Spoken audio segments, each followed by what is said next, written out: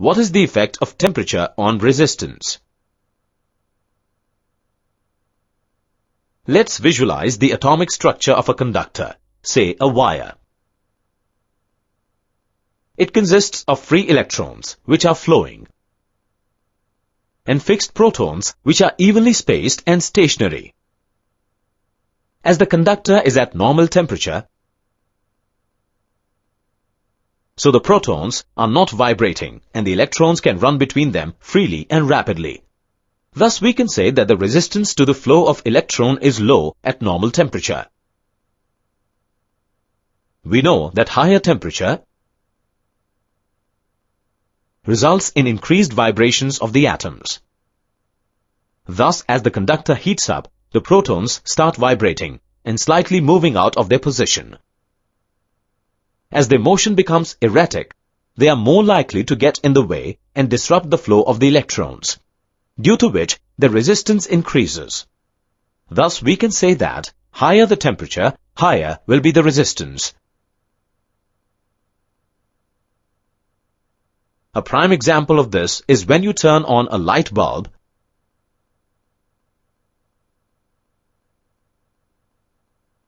At the first instance, the wire filament is cold and has a lower resistance. But as the wire heats up, the resistance of the bulb increases.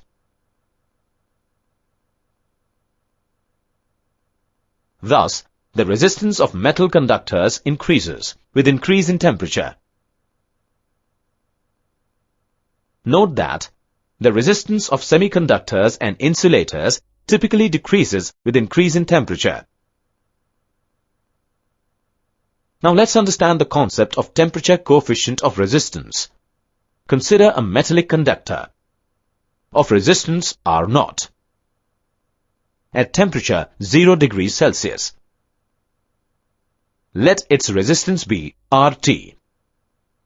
When heated to a temperature of T degrees Celsius,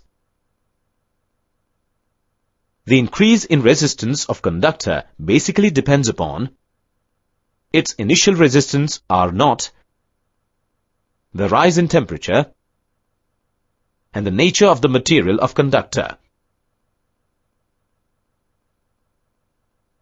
Mathematically, RT minus R0 is directly proportional to R0 into delta T, which gives us where R0 is the resistance at initial temperature, RT the resistance at final temperature, and alpha the temperature coefficient of resistance of the conductor.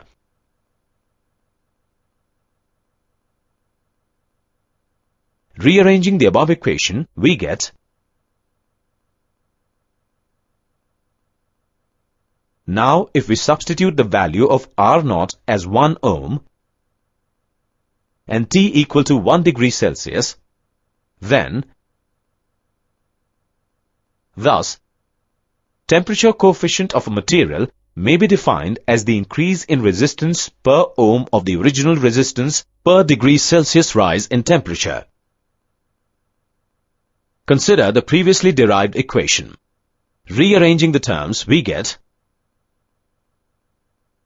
now by slight analysis of this equation, we can infer that this equation is true for both rising and falling temperatures. Thus, increasing temperature means increasing resistance, while decreasing temperature means decreasing resistance. Or we can say that a material whose resistance increases with temperature is said to have a positive temperature coefficient, whereas a material whose resistance decreases with an increase in temperature is said to have a negative temperature coefficient. The related term is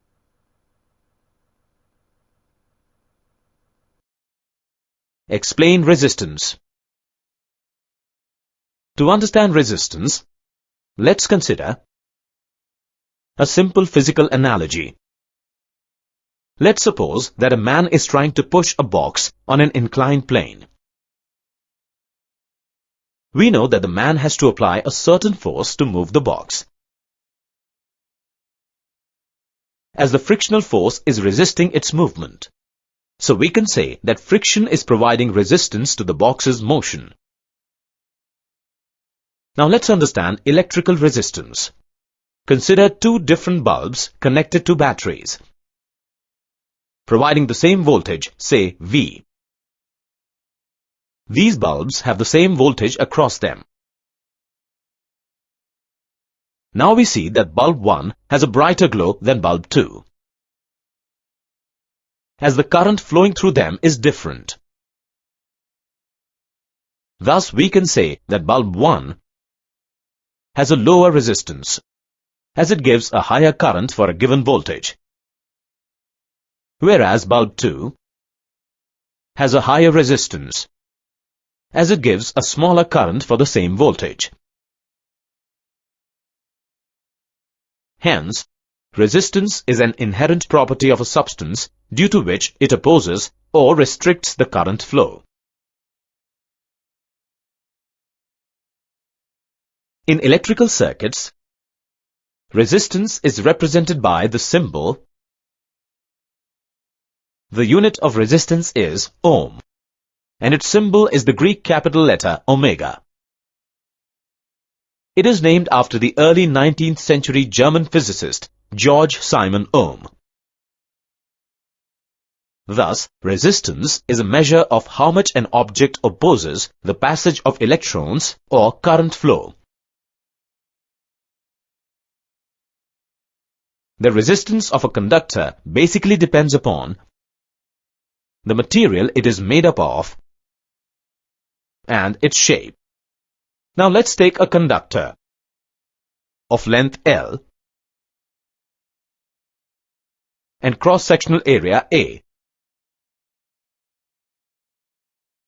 Assuming that the conductor is made up of only one material, the resistance will be inversely proportional to its cross-sectional area A and directly proportional to its length L.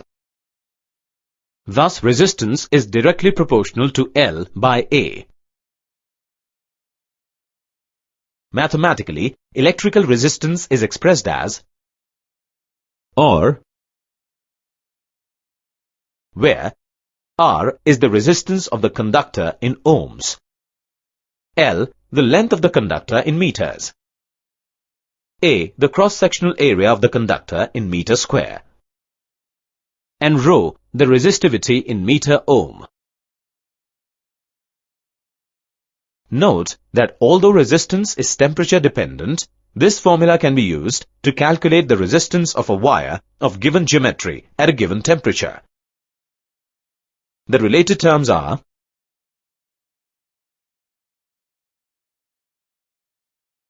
what is Ohm's law?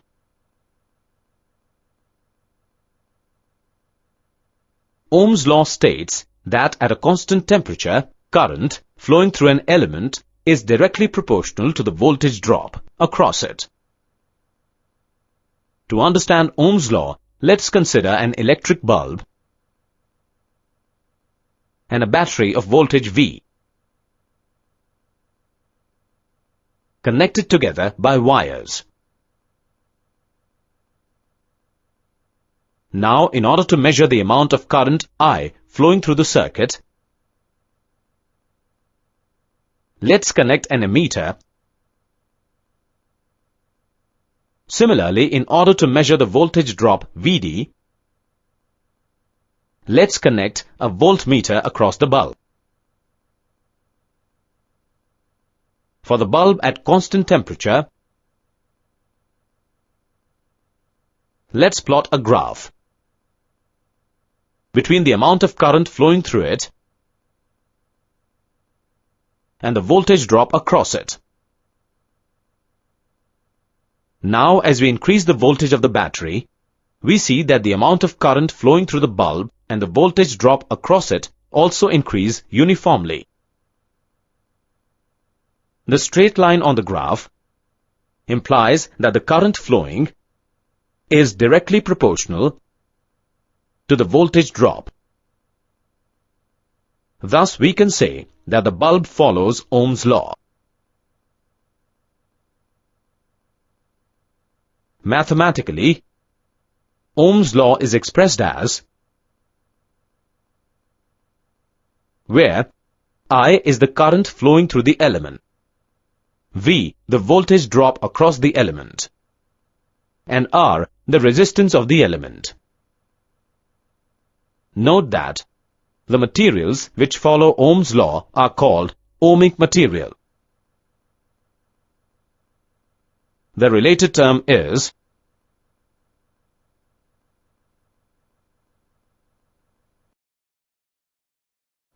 explain resistance in series and parallel circuits.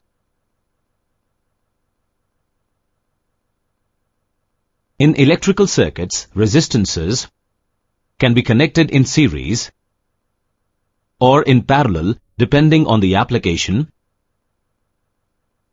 Let's first understand resistance in series.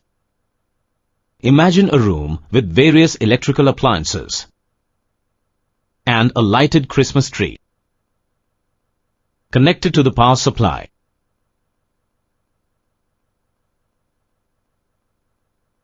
Now, on closely analyzing the Christmas lights, we see that all the components are connected end to end in a series circuit. In this case, there is only one path through which the current flows.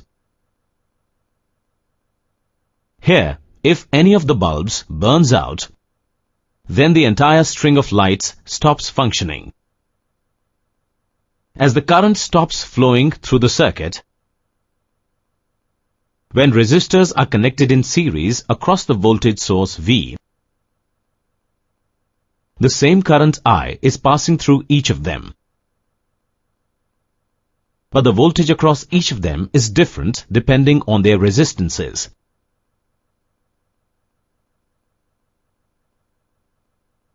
Using the fundamental equation of Ohm's law, it can be stated that higher the resistance, higher will be the voltage across the resistor terminal. Circuit having resistances in series connected to a battery can be replaced by an equivalent circuit having a single equivalent resistance with same current I flowing through it and voltage equal to the battery voltage across it. The value of the equivalent resistance can be obtained by using the formula. Now let's consider 3 bulbs connected in series to a 12-volt battery. Let's replace the bulbs and the battery with their electrical symbols. Now let's check whether equal amount of current passes through each of these resistors or not. Let's first measure the total current flowing through the circuit with the help of an ammeter. The total current I is equal to 2 amperes. Now let's change the position of the ammeter and calculate the amount of current I1 passing through the first bulb, which turns out to be 2 amperes. Similarly, we can measure I2 and I3. We find that the current flowing through each of these resistors are equal, and hence it is a series circuit. Now let's verify that whether the sum of individual voltages equals the total voltage or not.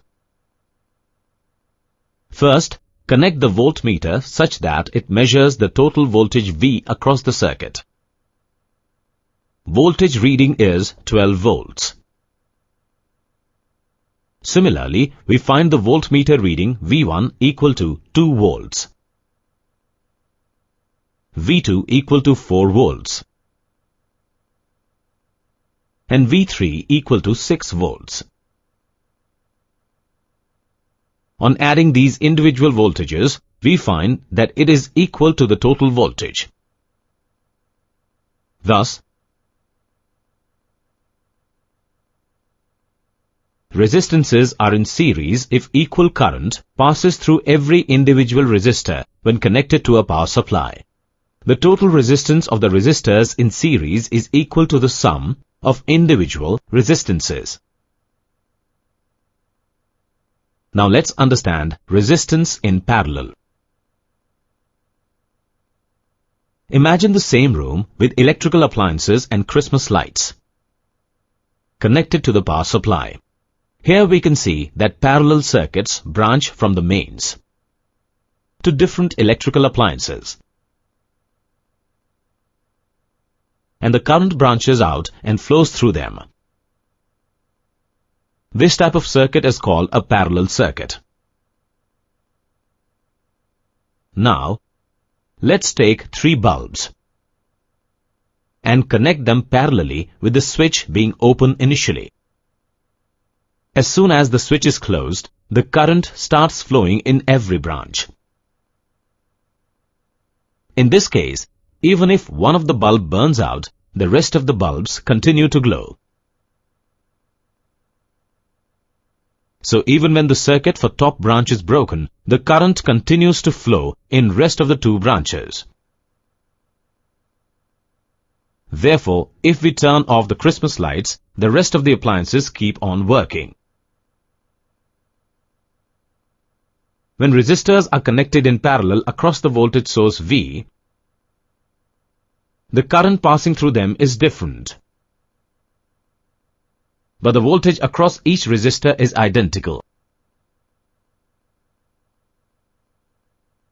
Applying Ohm's law, it can be stated that higher current passes through the resistor, whose resistance is comparatively lower than other resistors. Circuits having resistances connected in parallel to a battery can be replaced with an equivalent circuit having a single equivalent resistance, whose value can be obtained by using the formula. Let's take 3 bulbs connected in parallel to a 12-volt battery.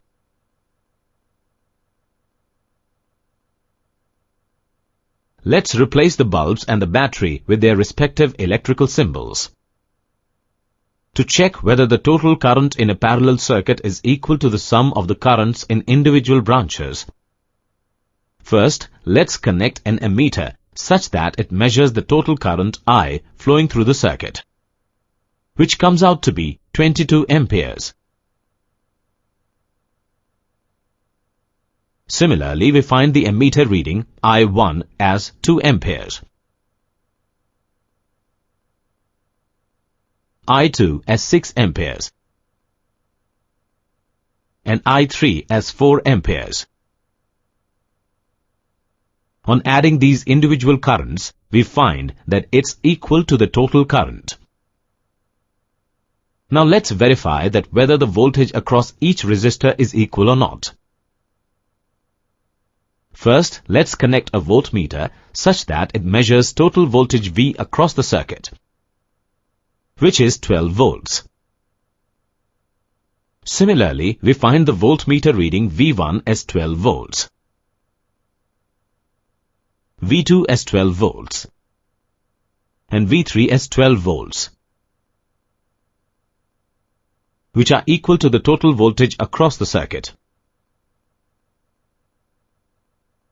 Thus, resistances are in parallel if each individual resistor develops the same voltage drop across it when connected to a common power supply.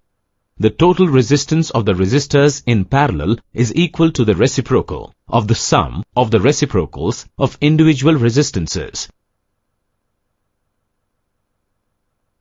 The related terms are